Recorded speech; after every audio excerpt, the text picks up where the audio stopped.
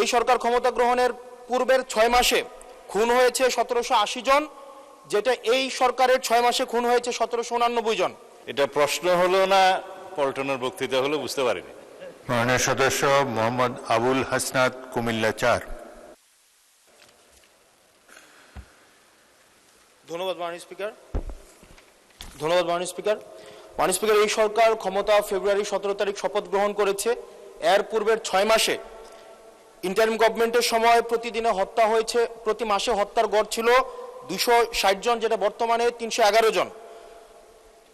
এই সরকার ক্ষমতা গ্রহণের পূর্বের 6 মাসে খুন হয়েছে 1780 জন, যেটা এই সরকারের 6 মাসে খুন হয়েছে 1789 জন।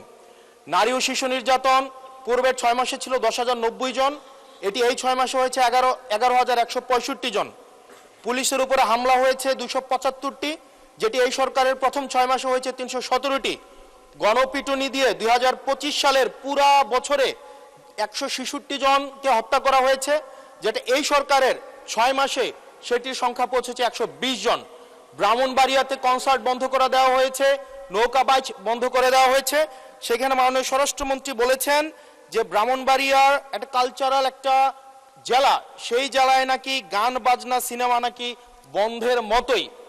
আজকে আপনার মাধ্যমে মাননীয় স্বরাষ্ট্রমন্ত্রীর কাছে প্রশ্ন, এই 6 মাসে মাননীয় স্বরাষ্ট্রমন্ত্রী কি law and order situation restore করতে পেরেছে কিনা এবং আইনের শাসন সেটি প্রতিষ্ঠিত করতে উনি পর্যাপ্ত ভূমিকা রাখতে পেরেছে কিনা, নাকি উনি ব্যর্থতায় পর্যবেসিত হয়েছে? মাননীয় স্পিকার। মাননীয় স্বরাষ্ট্রমন্ত্রী। ধন্যবাদ মাননীয় স্পিকার। এটা প্রশ্ন হলো না পল্টনের বক্তৃতা হলো, বুঝতে পারিনি।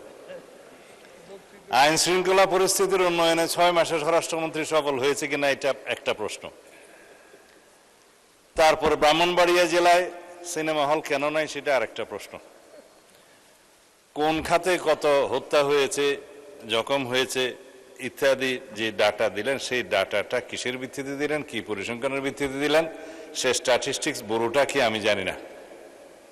মাননীয় স্পিকার, আইন শৃঙ্খলা পরিস্থিতির উন্নতি হয়েছে কি হয় নাই সেটা তো দৃশ্যমান।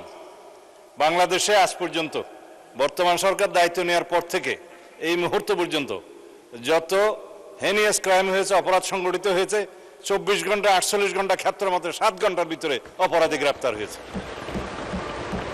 আইনের আওতায় আনা হয়েছে। এবং সামাজিকভাবে যে কোনো স্পেসিফিক ঘটনা যদি আপনারা বলতে পারেন, সেই স্পেসিফিক ঘটনা আমি 300 বিবৃতি দিতে পারবো। আজ পর্যন্ত সামাজিক চাহিদার ভিত্তিতে এবং যেগুলো আলোচিত হয়েছে, যেগুলো আলোচিত হয়ও নাই, সেরকম যেগুলো ঘটনা অপরাধ সংগঠিত হয়েছে, সেটা সমাজের চাহিদার ভিত্তিতে সংক্ষিপ্ত সময়ের মধ্যে যাতে বিচার কার্য সম্পন্ন হয় সেজন্য আমরা সহযোগিতা করেছি। বিচার করার তো জুডিশিয়ারির কাজ। এইভাবে রামিসা থেকে শুরু করে রংপুরের ইদানিং 4টা যে হত্যা হলো সেই পর্যন্ত সমস্ত কিছু দ্রুততম সময়ের মধ্যে এই পুলিশ বাহিনী, আইন শৃঙ্খলা রক্ষাকারী বাহিনী গ্রেফতার করতে সক্ষম হয়েছে এবং আইনের আওতায় নিয়ে এসছে। এইখানে কোথায় কি ব্যর্থতা আছে বলতে হবে। মানে স্পিকার, স্পেসিফিক্যালি ডালাওভাবে স্বরাষ্ট্রমন্ত্রী ব্যর্থ হয়েছে বা আইন শৃঙ্খলা রক্ষাকারী বাহিনী ব্যর্থ হয়েছে বা এই সরকার আইন শৃঙ্খলা পরিস্থিতি উন্নতি হয় নাই, এগুলো পল্টনে বক্তব্য চলে। এটা সংসদে তথ্যভিত্তিক কথা বলতে হবে। যদি কোনো স্পেসিফিক ঘটনার কথা আপনারা বলেন, সেই ঘটনার প্রেক্ষিতে আমরা 300 বিধিতে বক্তব্য দিতে পারবো মাননীয় স্পিকার। কিন্তু যদি কাগজ নিয়ে বলা হয় এতটা হত্যা হয়েছে, এতটা খুন হয়েছে, সেটা তো কিসের স্টেটমেন্ট আমরা জানি না। আমরা গতবারও সংসদে আমরা 300 বিধিতে বক্তব্য দিয়েছি, স্টেটমেন্ট দিয়েছি এবং সংসদের জেনারেল আলোচনার মধ্যেও বলেছি, ডাটা দিয়েছি। তার মধ্যে আমরা প্রত্যেকটা পরিসংখ্যান করে প্রত্যেকটা অপরাধ ভিত্তিক চিত্র আমরা তুলে ধরেছিলাম। তখন কেউ বলতে পারে না মাননীয় স্পিকার।